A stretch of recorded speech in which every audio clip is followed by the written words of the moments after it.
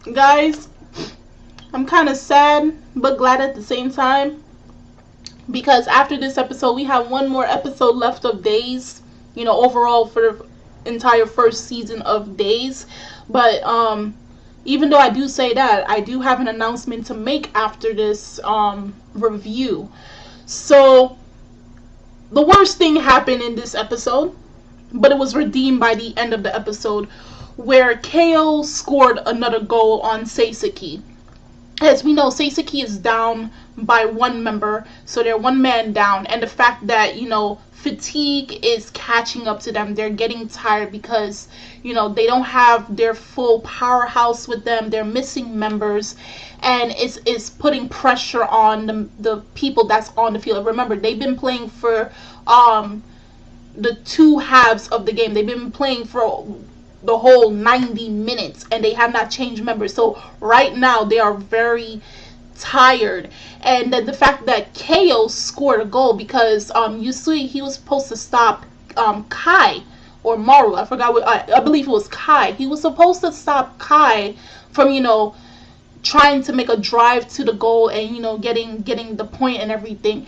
But because fatigue was catching up to them, the fact that they were unable to get any rest, it caught up to him and he fell, and that's how they were able to score a point, making it 2-2. And might I add, like, each time I'm seeing Tsukumoto, I'm just so proud of him because yes, he's not making any goals like he did with Seiken, but realistically he still has some way to go. But the fact that he's putting stoppage, you see where his fruits of labor are finally, his harvest. He's finally to see how much hard work he's putting in. He's putting stoppage to KO, and they're putting respect on his name. He's not just called number 17. They are noticing him as Tsukumoto Tsukushi. Okay, and even Kai goes as far as to say that Tsukumoto, he's in the midst of geniuses. He's in the midst of saying, okay, if that's the green patch, then we're the weeds on the side. But the fact that they put in the hard work made him recognize Tsukumoto and even acknowledge him to a great extent, because that just goes show you how far Tsukumoto has come from the first episode. Now even though that they got KO got the second goal, we have where Tsukumoto is like, Seiseki fight. And we see where, even though everyone was down, we see where Yusui Senpai, when Tsukumoto was running with the ball to get back to the half point, when he was looking at Tsukumoto's back, he automatically saw Mitsuki. And that made me smile so badly because I was saying, you now starting to see where Tsukumoto is growing. This is what Tsukumoto might turn out to be, like Mizuki, or even better than him by the time he reaches his third year. So now they're putting in the gears, and there's like 5 minutes on the clock left, or 3 minutes at this point, and they're putting in overdrive. So they're going on the defense instead of the offense, and they're not letting KO try to get another goal. Now, there was a point in the episode where they did a contrast of colors, and it was made to like make everything in slow mode, and then your heartbeat, everything is rising up because you're like, Tsukumoto's going to make a goal. He doesn't because he's stopped by Kai. But again, he gets another free kick. And we have the third free kick in this game happening. And of course, he gives it to Kimishita. Now, at this point, we see where they say it may be impossible for Kimishita to go for 3 for 3 during the free kicks, because all free kicks were caused by Tsukumoto, in which he gave Kimishita to make the kicks.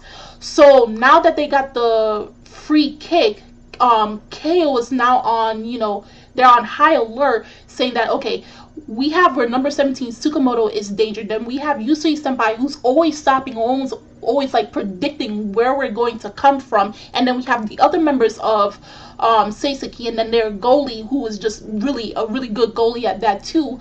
So they're trying everything they can to stop the team from succeeding in catching their goals. And we kind of like, possibly a lot of us have assumed, because of the way Kimishita is such a defensive and offensive player, and the fact of how he kicks, because the 2 free kicks that he did, the first one was like a curve, which was beautiful, executed beautifully. Then the second one was where he kicked the ball and it went under all the players and got into the goal. So we were thinking, okay, he's going to do a really out of this world type of kick that would have got Seiseki, that goal, and then they would have won the game.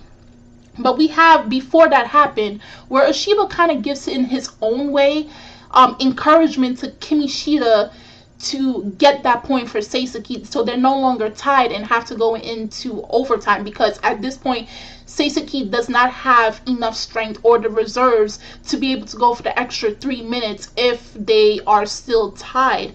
So he was basically saying, okay, if you're going for 3 for 3, 3 of them are supposed to represent the 3 arrows of Seiseki, but already 2 of them were for Kazuma. So that means the third one that you're going to kick is going to be for me. You better make this kick. It better be a straight arrow kick. You hear me? And then he's dragged off by his sister.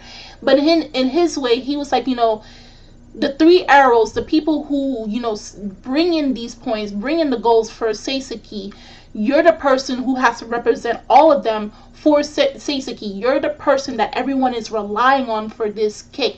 So you have to bring it to home at this point. And he does the kick, which is a regular straight kick.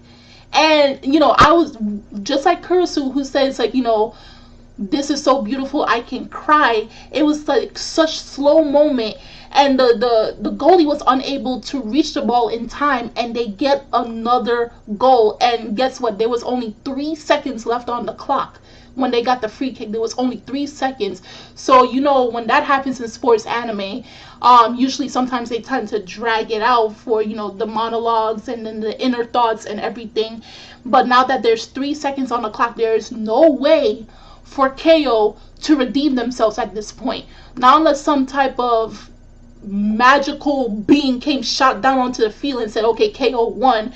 But at this point, 3 seconds in order to cross that big old field to get another goal is practically impossible at this point. And we can say for sure Seiseki has won this game, and they're moving on to the next stage. And then next week's episode is going to conclude this match between the 2 schools, and that will be it. That will be it for this season of Days. And for the time being, while I'm sad that it's going to go, it has been announced and is shown on Crunchyroll, which I will put in the script. It will be in the description box so you guys go read it. It says Days anime to return, and it was updated yesterday. And they said Yoshida's Tsuyoishi's 2013 soccer manga Days is currently wrapping up the second core of planned 24 episodes, and we're getting 2 OVAs. So we don't know when they're coming out, but there'll be, more information will come. And it goes to further say, scheduled for the December 14th Shonen Magazine 2017 2/3 double issue, the manga periodical will be announcing major news for Setokai, Yokini Domo, and Days. And an early look has revealed the news that the Days anime will be returning, and specifics are to be announced. So even though we're, finishing up, wrapping everything up by next week, we are getting a second season, which without a doubt, I do feel is going to come out around somewhere next year. Possibly around the summertime or fall season.